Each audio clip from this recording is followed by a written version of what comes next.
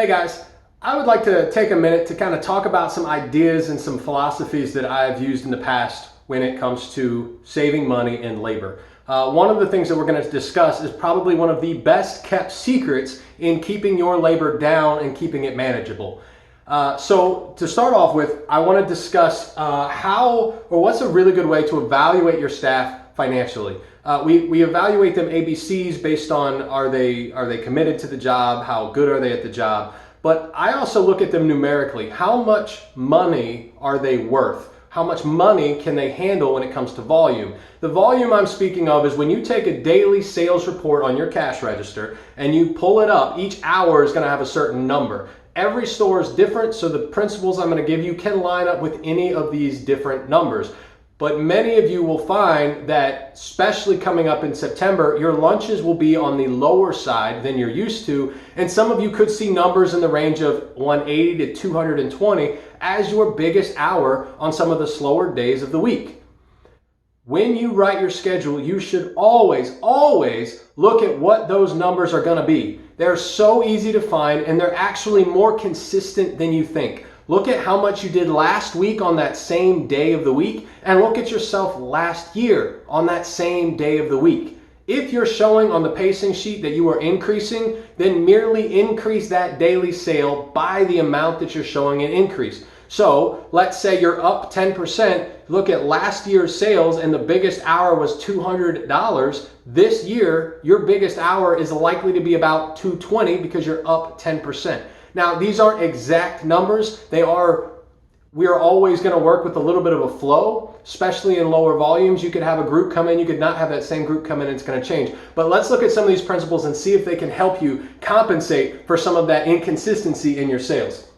Now, when I value somebody, I take a server and I say that the average standard value of a server is about $100. So if I'm writing it just a basic schedule, I'm going to look at about $100. That means that they're fully trained, they know how to do everything, they can take tables all by themselves, they've been with you for a minute, but they hit all of their points of service. This is very, very important. They hit all of their points of service and they are able to handle a $100 hour by themselves. Now, it doesn't necessarily mean that they have or that you've put them in that environment, but they could. For example, who is the person that you're running during your mid shift when you're expecting anywhere from $30 to $100 in those middle hours? That person should be at 100 plus, and your better servers, absolutely, I've seen servers that can handle more than that. And like when we get to the cooks, I've seen cooks that can handle more. But this is a good baseline. And what you have to be looking for is to be sure that they are hitting all points of service. They're getting the door, they're making connections with the tables, they're checking on the bathrooms to make sure they're clean. Their napkins are filled up, they're bussing the tables as soon as people get out, they're putting menus on the table as soon as the customer sits down, the doors are being gotten, the smudges are being cleaned off the glass during the rush, not after the rush. Things are being swept, orders are going out, not just the cooks getting them out, but the servers have to get them out, or the cooks take the servers. Talk about that in a minute. So all of those points of service have to be hit. That's the sweet spot of that employee. A server is $100, a standard average cook is $150. They've got less ground to cover, they can usually handle more volume for themselves. So about $150. Some cooks, some of the better cooks can definitely get into the 250s and 3s, but we're talking about your standard average cook hitting all of their points. Every ticket's going out in three minutes or less. That's what they're hitting. And if you get a $200 hour with that same cook, are they still able to maintain that ticket time as well as stock, prep, clean, get doors, greet people, and take orders out? That's what we're looking for. Now, I call it the sweet spot because if you go on this side, if you add money to that and you take it to $150 hour, that server or that cook is no longer able to hit all of their points of service. What you'll see is there's a decline past the sweet spot where they're no longer able to handle everything to the highest level that we want. Likewise, if you take money, you run into the same problem. Without pressure, without intensity, and without having something to do, your people get slower. And it is the job of the leader to make sure that there's always pressure applied to the staff to make sure we keep them in the sweet spot. This is done by having a chore list, having certain times that things need to get done in order to get out that applies that pressure. So if you think about it, if you've got 5 tickets on your board, your cooks are cooking pretty quick and they're trying to get that ticket out in 3 minutes or less, so they're moving. but all of a sudden you get down and you've got 2 cooks and 1 ticket. Are they cooking? Now they might be, your guys might be, but are you watching to make sure that they're cooking with the exact same intensity on 1 ticket as they were with 5 tickets? And that's where we get into this negative over here. If you start taking away the pressure and the intensity, your cooks will get slower. If you constantly overstaff your team, your cooks will have less responsibility individually and they will not be able to produce the same results. How do fast cooks get fast? How do fast servers get fast? They get stuck in this environment where they are pushed to their limit. We have to apply pressure, know where the sweet spot is, and push it to its edge just enough without sacrificing points of service. So now that we have this basic design of how we're going to put it together, let's see how it works with a schedule. So let's say, and I know these are all arbitrary numbers, but you use your store, you plug in your numbers, you plug in the amount of people that you would have, and see if you can utilize some of these awesome principles to help you get your labor down, really, and give better service. So let's say we're going to do a $300 hour. A $300 hour from the biggest hour that you expect for that shift. Not all of the hours, but if you're going to have 1 hour that reaches up to 300 during that hour, you need to have a certain number of people. Now, based on this $100, you would have 3 servers, $100 each, and you would have 2 cooks because 150 is your 3-person element. Now, this is a great setup if you're able to hit the $300 hour mark. This is a really great place to be. 3 people can balance out. So sometimes you've got someone where they're like 80 today because they're having a bad day. This person's on fire, they're doing 120. And your people kind of balance out and create a really good environment with $300, 3 servers and 2 cooks. It's a great environment and great energy. But what if you're not expecting 300? What if you're only expecting 250?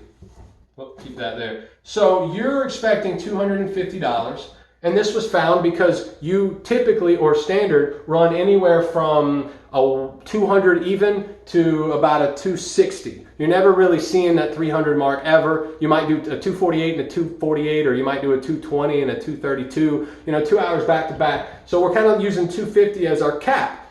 Well, now you've got this I don't want to run 3 servers because it's too much. We're gonna run into this zone over here. Are 3 servers going to have pressure for the entire time of a $250 hour? And then if we have 2 cooks, are the cooks, which can handle $300, now able to apply the same intensity? Not just can they, because maybe they can, but how can we save some money, shave off some pennies? We do it by, and this is the important part, this is the secret that we're missing, cross-train your staff. Cross-train your staff. Now, when I say cross-train, I am not necessarily talking about having a server who's been a server for 1.5 years, 2 years, and now all of a sudden you put her on the cook line 1 shift or 2 shifts a week, and she's a cook. That is cross-training, but that's not the best utilization of cross-training. It might be how you get them trained, but in the end, this is how we are going to cross-train them. This is what we're going to cross-train them for. We're using our best servers on the floor, not on the cook line. We're using our best cooks on the cook line, not on the floor. Use the people where they're good. Put them on the right seat of the bus. In the next example, we're going to say that our hour is a $320 hour.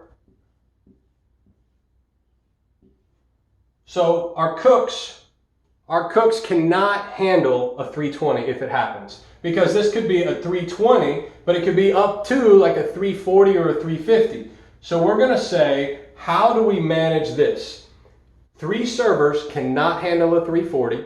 2 cooks cannot handle a 340. So what a lot of people are doing right now is they're adding somebody to both sides.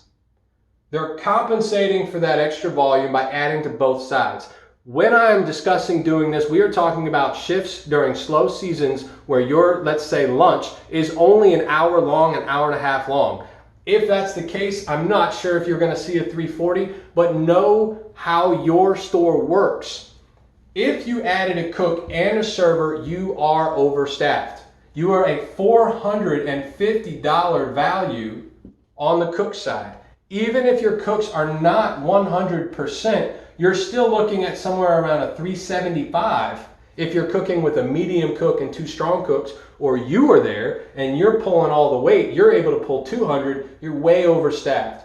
Server side, same thing. This is $400 worth of value. Unless one of these people is brand new, you're going to be a little heavy on the server side. They're not going to push. There's not going to be quite as much intensity. There's not going to be the energy that it takes to create the Highway 55 that we're looking for. So we have two options in this case. We can either cut it down to 2 cooks and have a server that can wait, that can cook. Have a server that can cook. They can get out back there, they can drop fries, they can do buns, they can prep, they can clean. They are part of that cook line for 20 to 40 minutes. They are in a smaller section and they are back and forth, back and forth. This is what we're training for so that everybody is under energy, they're under pressure, but we're also best utilizing the people that we have in the best way possible. We don't have too much volume for them and we don't have too little volume for them. We're using each employee in their sweet spot.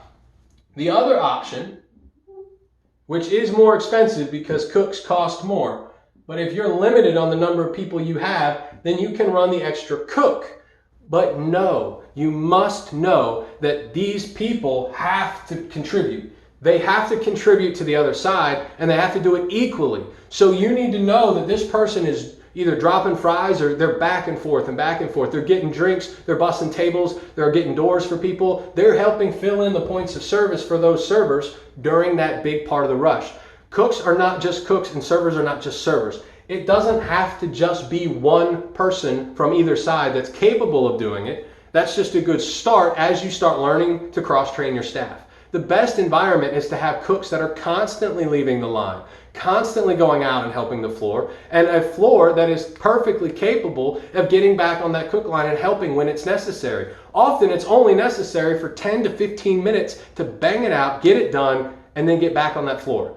So what I'm saying is one of your best weapons to getting your labor down, especially during a slower season, is to find ways to utilize cross-training in your schedule. The best way to see the openings for cross-training is to break your staff down into how much money they can handle in any determinate time.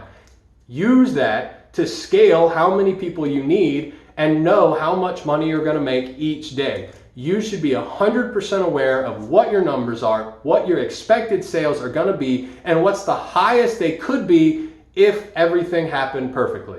If you had a great day, what is that expectation going to be? If it all comes at once and it's one huge pop, what is that 30-minute hour? Are you doing $300 in 30 minutes or are you doing $300 an hour? That's what you have to know. But if you use these principles, you can drastically reduce labor by doing this 1 or 2 days a week.